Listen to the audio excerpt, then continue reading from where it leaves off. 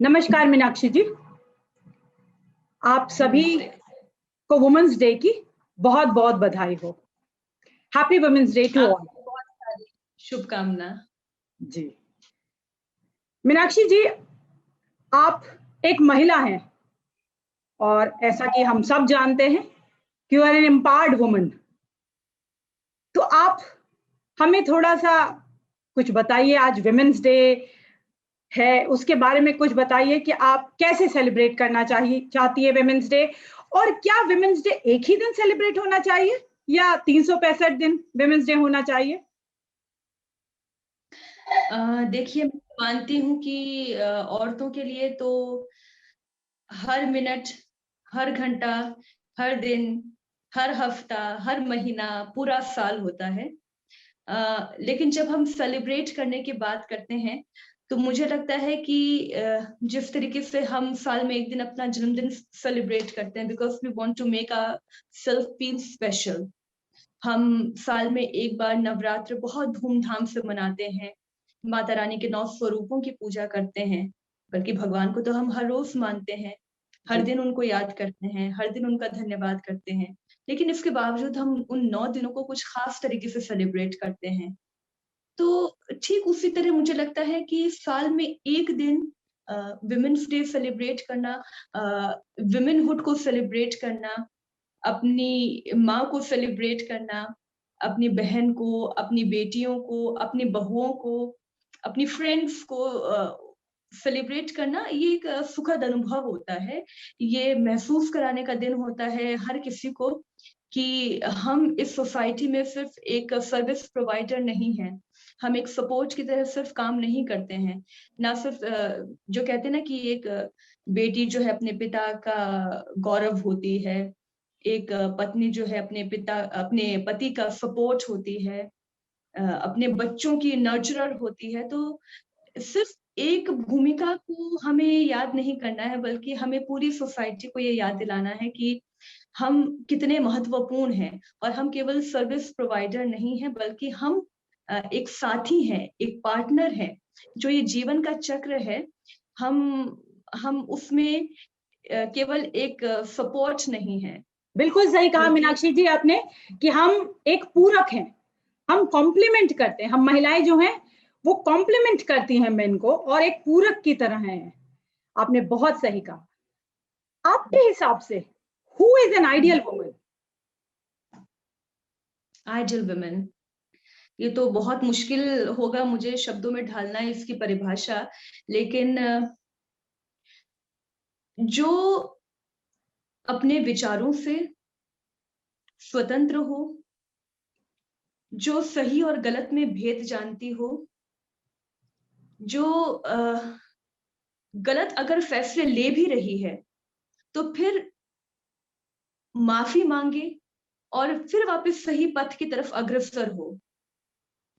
वही जैसे एक आइडियल मैन होता है, वैसे एक आइडियल वुमेन होती है।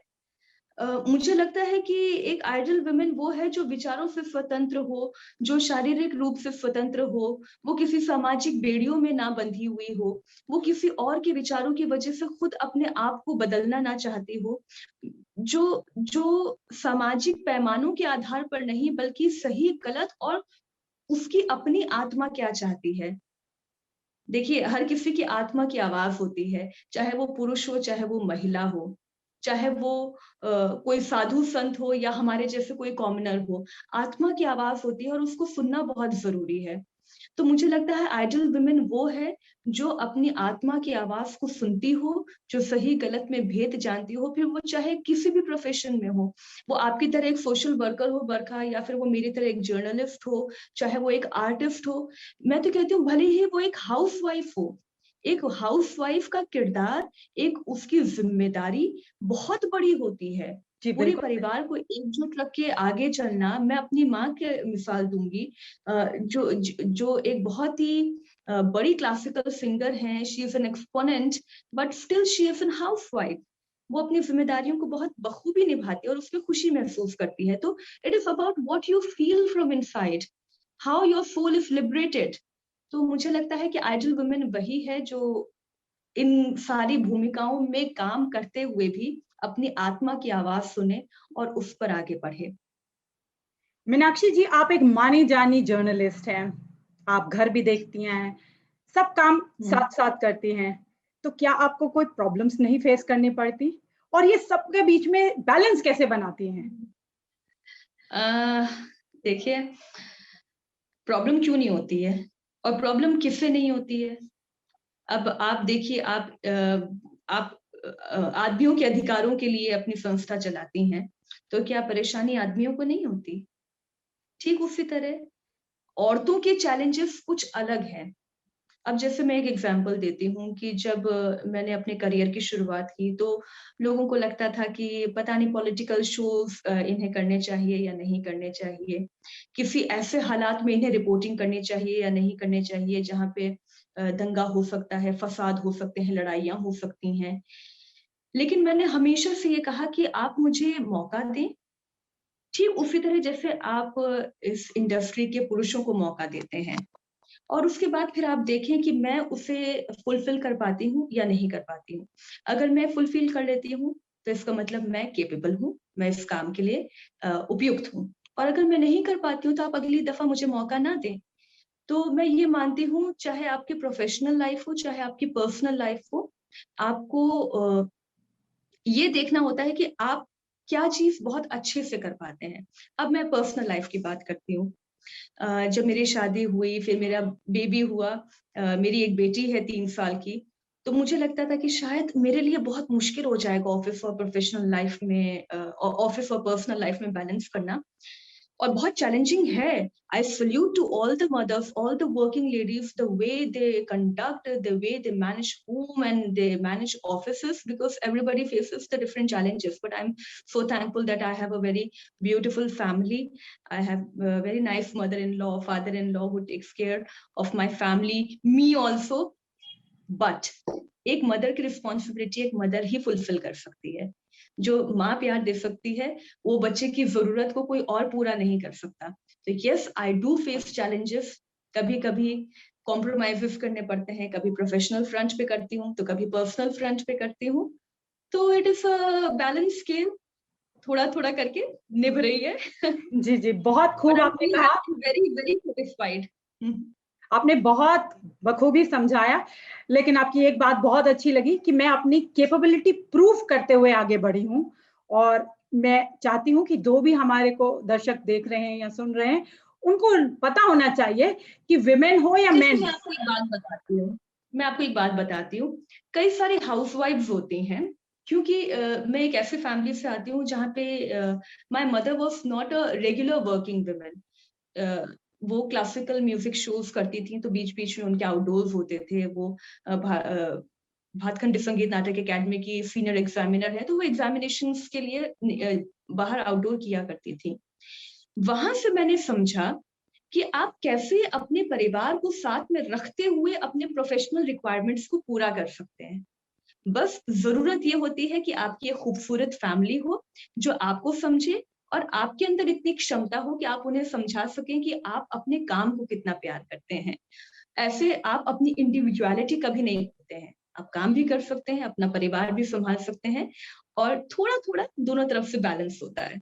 जी प्लीज बरखा। बहुत ही अच्छा आपने कहा। रिलेशनशिप को समझने के लिए एक समझदारी बहुत जरूरत होती है, आपसी सामंजस्य बैठाने की बहुत जरूरत होती है। अक्सर हमें इस पे फोकस करना चाहिए, हम इस पे नहीं कर पाते कई बार, इस वजह से दिक्कतों का सामना करना पड़ता है। आपने बहुत ही अच्छे तरीके से समझाया कि कैसे बैलेंस बनाया जाए। Salute you. अच्छा, अभी आपके कुछ ही दिनों में हमने आपके बहुत सारे पहलू देखे हैं। योगा तो आपने पूरे देश को सिखा ही दिया है, इसमें कोई दो राय नहीं है। हम सब आपके प्रोग्राम को खुद वॉच सीख करते रही हैं। हूँ। आई एम आपने still in the process of learning. ये तो और भी बढ़िया बात है कि आप स्टिल यू आर लर्निंग, और हमें भी सिखा रहे हैं, आप खुद भी सीख रहे हैं। तो it's really hats off to you. But आपका जो गाना है, आपकी आवाज जो भगवान ने दी है, वो बहुमूल्य है और अनमोल है। आप बहुत सुंदर गाती हैं, हम सब ने आपके कुछ गाने भी सुने हैं। तो आपसे एक रिक्वेस्ट है कि आप अपने मनपसंद का एक गाना गुनगुनाइए हमारे दर्शकों के लिए, जो भी आपको पसंद हो। नहीं बरखा, क्योंकि आज आपने मुझे बातचीत के लिए बुलाया है और मुझे बहुत खुशी है कि हम इतनी सार्थक चर्चा कर रहे हैं। तो इसलिए मैं आपकी पसंद का गाना गाना चाहूंगी। तो जो गाना आपको पसंद है, मैं कोशिश करूंगी, अगर मुझे उसकी पंक्तियां याद होगी तो मैं जरूर गाऊंगी। इसलिए आज choice of yours and voice of mind. Okay, thank you Meenakshi ji. चलिए आपसे एक छोटा सा मेरी फरमाइश है, चुरा लिया है तुमने जो दिल को। Okay, a very peppy number. और आपने कईयों का दिल चुराया भी है। I don't know. हाँ हाँ, आपकी तो बहुत फैन फॉलोइंग है, हम सब आपके फैंस हैं, और हमें आप हमेशा ऐसे ही दिखती रहिए, पॉजिटिविटी देती रहिए, खुशियां बांटती रहिए, हम तो यही एक्सपेक्ट करते हैं। देखिए, संगीत मुझे लगता है कि अगर आप बहुत परेशान हैं तो भी आप संगीत सुन सकते हैं, बहुत खुश हैं तो सेलिब्रेट करने का माध्यम म्यूजिक है। अगर आपका मूड ऐसा है कि आप किसी से बात नहीं करना चाहते हैं, आप अपने आप को अकेले रखना चाहते हैं, at that time also music, can be a Yeah, very good companion. yeah, It can it's keep you wonderful. stress free. So Exactly. whenever I'm very मैं किसी भी किस्म के मूड से गुजर रही हूँ, even at times before going for show, I keep on singing just to keep myself stress free. आप जानते हैं जिस तरीके के प्रोफेशन में हम लोग हैं, बहुत ज्यादा स्ट्रेस होता है, तो that's why I love music. तो बरखा for you. चुरा लिया है तुमने जो दिल को, नजर नहीं चुराना सनम, बदल के मेरी तुम जिंदगानी, कहीं बदल ना जाना सनम, भूल लिया दिल, हाय हाय मेरा दिल, चुरा लिया। थोड़ा सा लिरिक्स भूल गई हूँ। कोई बात नहीं, बहुत अच्छा गाया आपने। मीनाक्षी जी, इस बार का जो वुमेन्स डे का जो थीम है वो है चूज टू चैलेंज, तो आप क्या चैलेंज लेना चाहेंगे? मैं एक्चुअली मेरी जितनी भी फ्रेंड्स हैं, या वो तमाम औरतें, वो तमाम लड़कियां, बच्चियां जो मुझे फॉलो करती हैं, मैं उन्हें चैलेंज करना चाहूंगी कि आप ये ना समझें कि विमेन एम्पावरमेंट के नाम पर आप पुरुषों के ऊपर कोई सुप्रीमेसी चाहती हैं। See, women empowerment doesn't mean that you want to prove yourself above male, है ना, above men. We do not want that part. We just want equality. We just want gender parity. हम चाहते हैं कि महिलाओं को भी एज अ ह्यूमन ट्रीट किया जाए, एज अ इंडिविजुअल ट्रीट किया जाए, as a independent person treat किया जाए। We have our own choices.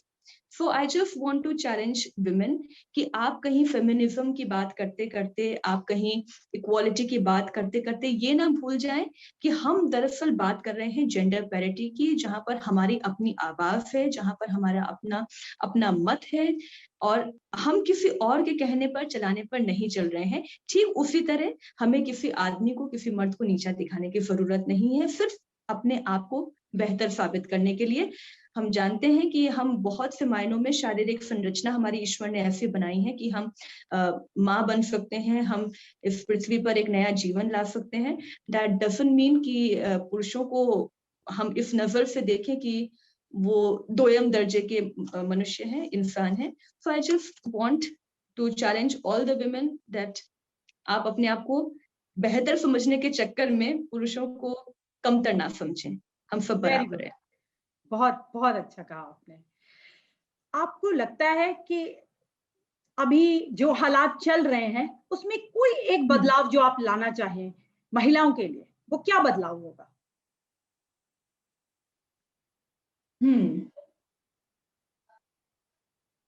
मुझे लगता है कि ये आज की समस्या नहीं है, ये हमेशा की समस्या है। महिलाएं ही महिलाओं के लिए कई दफा बहुत ज्यादा जजमेंटल होती हैं। आपने सुना होगा, अक्सर लोग कहते हैं कि महिलाएं ही महिलाओं की दुश्मन हैं, और कई बार ऐसा होता भी है। मुझे ऐसा लगता है कि आपको बहुत ज्यादा जजमेंटल होने की जरूरत नहीं है किसी भी फीमेल के लिए या किसी भी मेल के लिए। एट टाइम्स हमको ये लगता है कि मान लीजिए लड़की ने अगर छोटे कपड़े पहने हैं, वो अपने आप को बहुत ज्यादा मॉडर्न समझने लग गई है ना। या फिर अगर लड़की ने साड़ी पहन ली तो ये कहेंगे अरे ये तो सांस्कृतिक रूप से बहुत ही अच्छा है, इसकी सोच बहुत ही अच्छी है। नहीं, कपड़ों से सोच रिफ्लेक्ट नहीं होती है। हाँ, एक अंदाज जरूर हो सकता है किसी का, तो आप उस अंदाज पे किसी का चारित्रिक विश्लेषण ना करने लग जाएं। मैं बस ये चाहती हूँ, और अक्सर ये मैंने देखा है कि ये पुरुषों में ही नहीं, ये महिलाओं में भी बहुत ज्यादा होता है।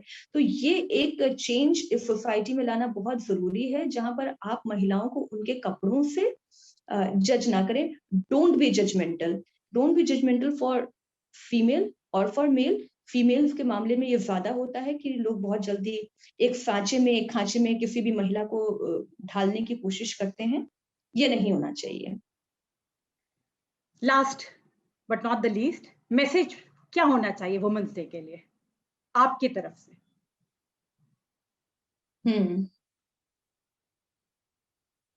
देखिए, जैसा कि मैंने पहले भी बोला कि विमेन एम्पावरमेंट बहुत जरूरी है। हम बहुत संघर्षों के साथ अपनी आवाज को बुलंद कर पाए हैं, मुखर कर पाए हैं, और हमें यहीं पर नहीं रुकना है, हमें आगे बढ़ते चले जाना है। अगर हम स्वस्थ मानसिकता के होंगे, अगर हम शारीरिक और वैचारिक रूप से स्वतंत्र होंगे, तो हम वैसा ही स्वतंत्र वातावरण अपने घर में दे पाएंगे। एक खुशनुमा एहसास हमारे घर में होगा, वही हमारे समाज में होगा, वही हमारे वर्क प्लेस में होगा, वैसे ही हमारी सोसाइटी, वैसे ही हमारा देश बनेगा। तो इसलिए महिलाओं का वैचारिक तौर पर, शारीरिक तौर पर स्वतंत्र होना बहुत जरूरी है। और बस इसी स्वतंत्रता के लिए हम जहां पर खड़े हैं, हमें वहां से 2 कदम और आगे चलना है, और बस चलते चले जाना है। Thank you Meenakshi ji for joining us. आपका बहुत बहुत धन्यवाद। Happy women's day to you again.